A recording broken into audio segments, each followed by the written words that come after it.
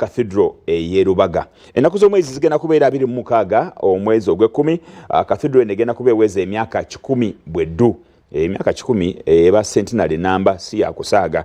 Kitegeeza nti bingi bye bayiseemu nga Cathedral okuva lwetandika okuzimbibwa, emikulu egikoleddwayo, enteekateeka ez'enjawulo ezibeerayo n'okutuuka olunaku olwaleero. Abantu bangi abagyenyumirizaamu olw'ensonga eziwerako. Tugenda kuba n'emboozi ey'akafubo n'abamu ku bakulu okuva mu nteekateeka eno. Nyinawo Reverend Father Richard Nyombi, ono munnabyafaayo ate era nga ye ssentebe publicity ow'enteekateeka eno. Tugenda kuba tutunulira ensonga ya Cathedral mu ngeri emu, era tulinayo Ssaabakristu wa Lubaga Parish.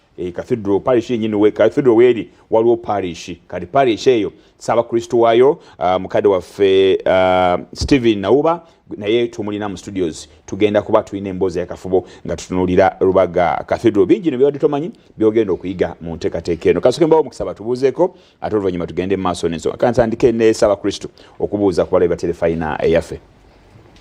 Webale nnyo ssebo abatulaba era batuwuliriza, nsanyuse nnyo okuba nammwe amakya ga leero nga tuli ku nsonga ya Lubaga Cathedral at 100 years, emyaka 10 beddu. Weewaawo tweyanziza nnyo tweyanzege. Father Richard Nyombi.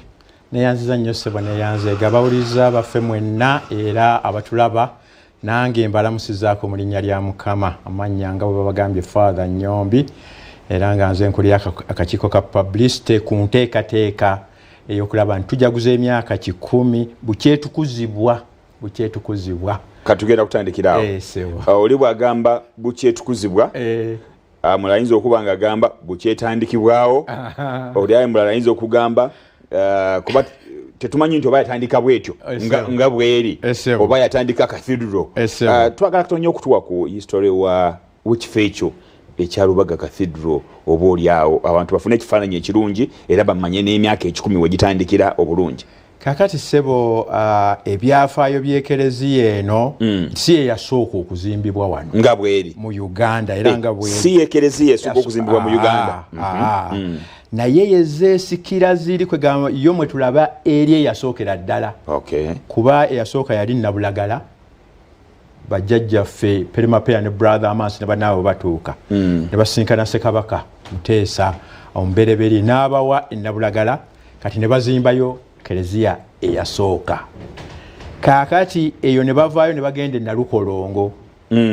Naye nga eri bavuddeyo ye kereziya bo gye babala nti ye yali eri kati egenze Nalukolongo, era nga bagiyita St Mary of Lubaga.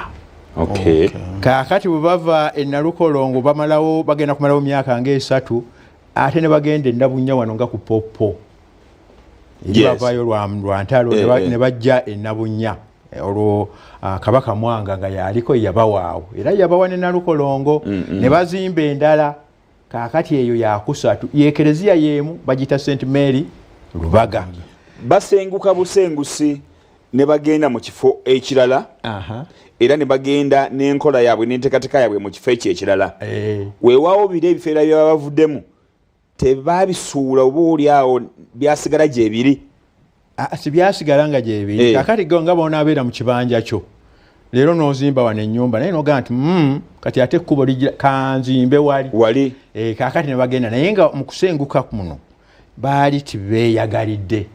Mu kusooka emyaka egyasooka nga 3 kitundu nga bali Nabulagala, bagenda okulaba ng'embeera ne bagenda nti tugendeko Tanganyika.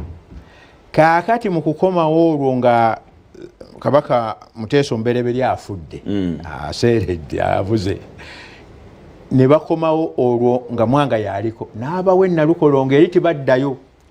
Naye ekifo kyasigala, naye byonna bye baali bazimbye ng'omanyi obudde obwo bya ssubi bya budongo byaki byo byali byakolaki byali byasaanawo. Kaakati n'abawe Nalukolongo, kati wabawe Nalukolongo ne bazimba 1885. Kaakati mu 1888 ne wabalukawo entalo wakati w'Abakristu be Bakatoliki n'Abaprotestanti n'Abasiraamu. Abasiraamu ne bawangula, Abamisa ne bagaa nti bugende. Kaakati ne bagenda e Tanganyika. Olwo nga ne Kabaka Mwanga yali ataliiko. Kaakati ate ne bamukomyawo mu mwaka ogwaddako 1889. Kaakati bwe bakomawo n'abawa ennabunyaawo okulirana ku popo oluva ku popo ekkuba eryambuka awo wennyini awo kaakati n'abawaawo ne bazimba ekereziya ey'okusatu kaakati awo Kabaka Mwanga wagenda okubaweera ate waggulu ku Lubaga kuba mu budde obwo kaali Ssekabaka Muteesa yali yavaako dda nga tuwali nnyo nti olubiri twali tukyaliwo yeeriwo kati gye batandikirawo mu kuzimba oba baaliwo structure ezasookawo 6 mulamba 7 ze baazimba okutuuka ku eno bazimba ekkereziya 7 kyekyo kyennyini ssebo kubanga batuuka eyasookayo yali 1891 ne bazimba ebyamalawo mwaka gumu balukawo olutalo wakati w'Abakatoliki n'Abaprotestant Abaprotestant ne bajookya kaakati ne bazimba bayongerawo endala 6 7 kaakati eno yo okutandika okugizimba waaliwo endala eyo nno yawangaalako okuva mu 1901 okutuuka mu 1924 waaliwo eyo yawangaala okusinga ziri zonna endala kaakati mu 1901 omugenzi Ssaabepisikoopi Stenseera n'agamba nti ensi eno ensi ey'abajulizi erina okubeera ne cathedral egigyamu kaakati n'atuuza olukiiko ne batandika okukola enteekateeka era olaba nti enteekateeka zigenda okuva mu 1901 okutuukira ddala mu 1913 nga bakola kulaba amatafaali gabaneeyambisa kulaba nankani amategula byonna era awo bagenda n'okutandikira Kisubi Technical St. Joseph kutendeka abanaazimba cathedral katono nnyo njagala tugendeko ku mbeera eno Uganda eyina cathedrals nyingi mu bitundu ebyenjawulo